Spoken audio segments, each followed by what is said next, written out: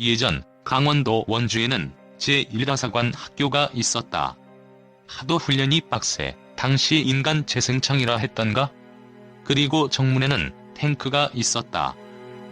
우리 육군이 한국전 그 다음 해부터 60년대까지 사용하던 M36 잭슨. 그러나 그냥 탱크가 아닌 탱크 디스트로이어다. 그리고 이 탱크 파괴자라는 건 미 육군의 정식 명칭이다.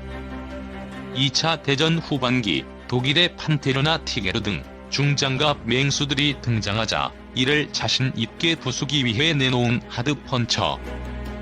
그런데 언제 붙었는지 모르나 슬러거라 하기도 한다. 야구에서의 강타자 90mm 포가 달려있기 때문에. 그리고 정문엔 대구경의 고사포와 함께 다른 탱크가 하나 더 있었던 것 같은데 필자의 기억이 맞다면 셔먼? 한국전대의 국군 기갑부대엔 잭슨과 휴전 직후 셔먼이 장비됐었으니까. 그것도 셔먼 중에 후기에 나온 형으로 그 유명한 이스라엘 기갑부대의 슈퍼 셔먼의 오리지널이 된 M4A3A 이지에이트다.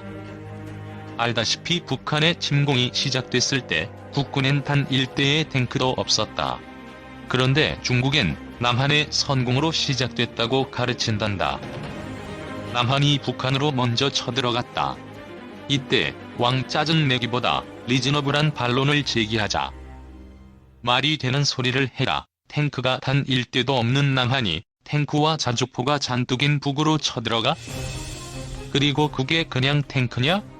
85mm를 장착한 걸작 T-34인데. 물론 전투기 얘기를 들이밀어도 된다. 전투기가 한 대도 없는 남한이 야크 전투기, 인류신 공격기 등수 100대 가진 나라를 공격해? 어쨌든 미군은 부랴부랴 기갑 부대를 한반도에다 들이민다. 1번 타자는 M24 채비. 그런데 이게 경탱크라 완전 깨져버린다. 상대는 85mm 주포의 T-34 아닌가? 거기에 장갑도 두꺼운 걸작 탱크. 미군은 깜짝 놀랐다. 안 되겠구나 싶어 이제 본격적으로 들어오는 게 M36 잭슨이다. 원주 하사관 학교 정문에 서 있었다던 그 90mm 슬러거. 이때 한국 육군도 같이 공급받는다. 전쟁 다음 해인 1951년 10월이다. 얼마 뒤 최초의 전차 중대도 창설된다. 우리 공군이 전쟁 끝날 때까지 제트기를 단 1대도 공급받지 못하고 시종일관 피스톤 엔진인 F-51 무스탕을 사용한 대비해 육군 기갑부대는 당시의 미군과 별 차이 없는 탱크로 전쟁을 치렀다는 게 이치롭다면 이치롭다고 할까? 그리고 전쟁 끝난 뒤 셔먼, 그리고 6년 후인가? 새로운 메인 배틀 탱크가 들어온다. M47, 그리고 M48. 이 패턴으로 육군 최초의 기갑 여단을 창설한다.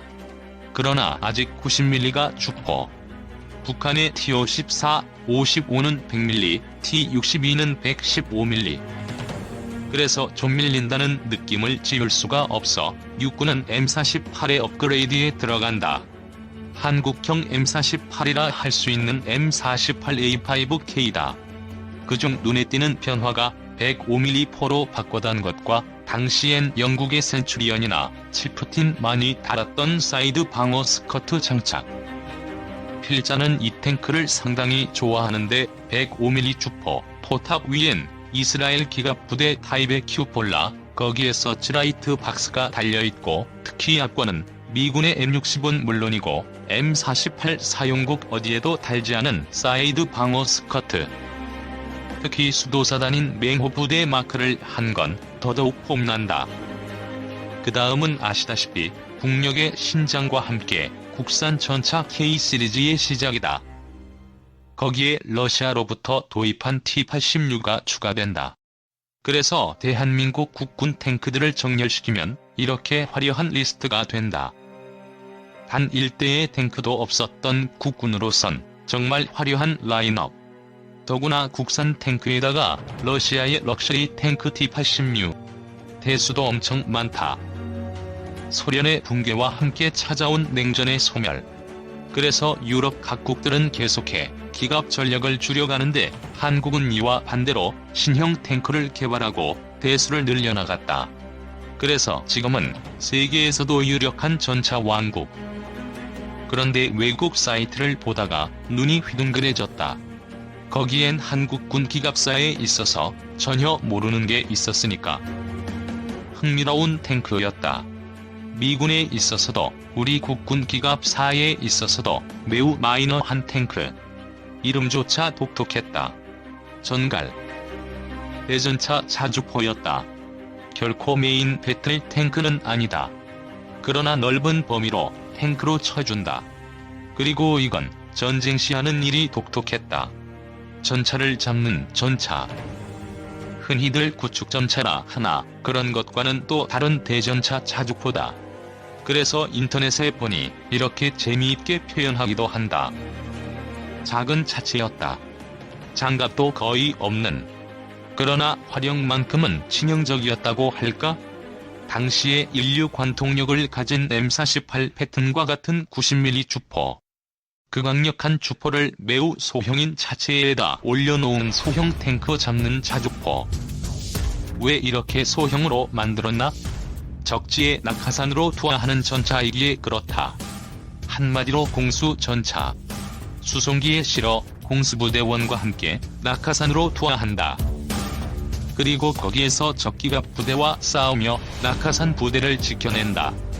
그렇다면 첫 번째 조건, 가벼워야 한다. 수송기에 실어야 하니까. 따라서 이 공수 전차는 단점이 없을 수가 없다. 한 방 쏘면 후저량이 매우 컸다. 반동 역시 장난이 아니었고. 그래서 이 작은 놈을 군에서 별로 좋아하지 않았다. 발주 숫자도 소수. 배치도 딱 한 군데. 그래도 전쟁 운은 있는지 베트남으로 가 실전에 참가한다. 물론 베트남전이라는 게 전차전이 벌어지는 데가 아니다. 그래서 주로 호위 임무에 쓰여졌다고 한다. 사용부대는 역시 그쪽 공수 계통인 제173 공수 여단. 따라서 일찍 퇴역을 시키는데 이유는 M551 후계자 쉐리단이 기다리고 있었기 때문이다. 포탑도 있고 사격시 충격도 덜하며 여러가지로 세련된 탱크. 그런데 퇴역은 하치장으로 가는 게 아니라 우방국 여러 나라에 팔아먹는 케이스. 물론 상당한 헐값이었을 텐데 그 나라들은 스페인과 모로코 그리고 대한민국. 이는 위키피디아 M56 항목에도 나와있고 요즘 들어 탱크 사이트 중 가장 핫하며 충실한 탱크스 엔사이클로피디아에도 나온다. 그런데 문제는 우리 대한민국 육군이다. 잠시 쓰다가 퇴역을 시켰는지 아니면 어떻게 했는지 이 강력한 전갈에 대한 얘기는 어디에도 없다. 기록도 없다. 어느 부대, 어느 전선에 있었다는 얘기도 당연히 물론 없고. 필자가 과문해서 그런가?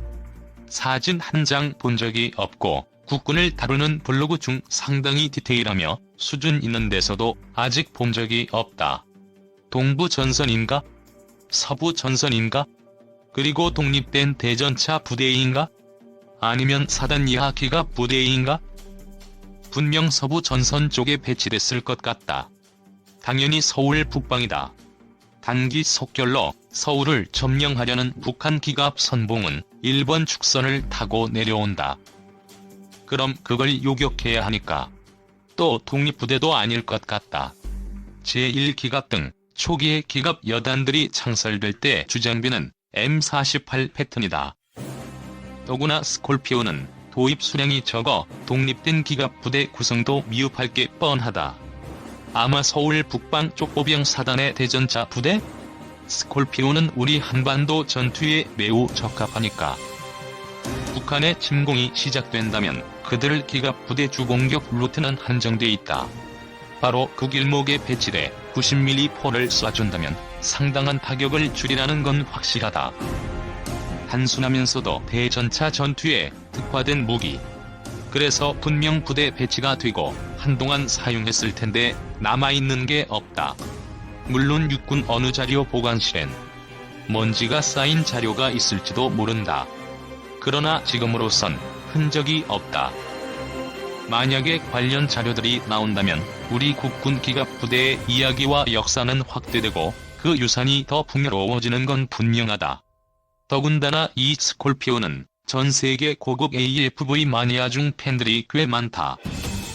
미군 기갑 100년사에 있어서도 이런 스타일의 탱크는 없다. 대부분이 크고 무겁고 기능이 여럿인 중무장대 스타일. 에밀 에이브럼스에 이르러서는 전 세계 모든 탱크 중 제조가가 가장 비싸다.